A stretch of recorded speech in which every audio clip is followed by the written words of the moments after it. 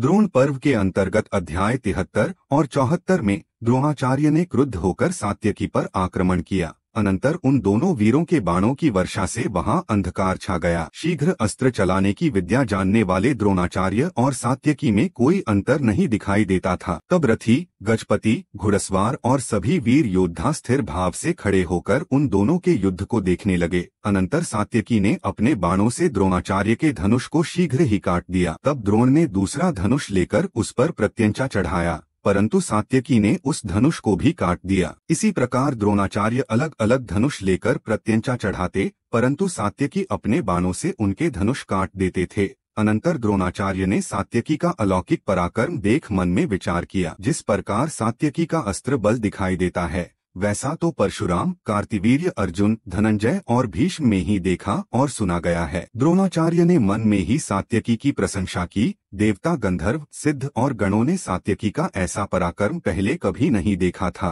द्रोणाचार्य जिस अस्त्र को चलाते थे, सात्यकी भी उस अस्त्र को चलाकर उनके अस्त्र का निवारण कर देते थे।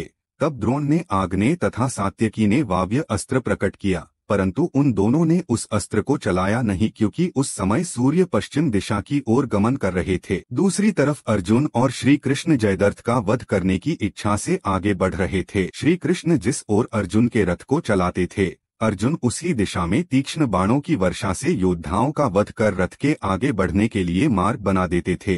अर्जुन के बाणों पे उनका नाम अंकित था। वे बाण पक्षियों में साथ उड़कर प्राणियों का रुधिर पीते थे। सूर्य, इंद्र, रुद्र और कुबेर का रथ भी उस तीव्र गति से नहीं गमन करता था जैसे अर्जुन का रथ चलता था। अर्जुन के रथ के घोड़े युद्धभूमि में पहुंचकर भूख और प्यास से पीड़ित हो गए थे। उसी समय में बिंद और अनुविंद दोनों भाइयों ने अपनी सेना लेकर अर्जुन पर आक्रमण किया। उन दोनों भाइयों ने 64 बाणों से अर्जुन, 70 बाणों से श्री कृष्ण और 100 बाणों से उनके रथ के घोड़ों को विद्ध किया। अनंतर अर्जुन ने उनके धनुष और ध्वजा को काटकर पृथ्वी पर गिरा दिया। उन दोनों ने दूसरा धनुष लेकर कई बाणों से अर्जुन को पीड़ित किया, परंतु अर्जुन ने उनके धनुष को काटकर एक बाण से बड़े भाई बिंद के सिर को काटकर गिरा दिया। अपने भाई को मारा गया देख अनुबिंद ने गदा उठाकर श्री कृष्ण के ललाट में प्रहार किया। तब अर्जुन ने 6 बाणों से अनुबिंद की गर्दन, दोनों पांव और हाथ तथा सिर को काटकर पृथ्वी पर गिरा दिया।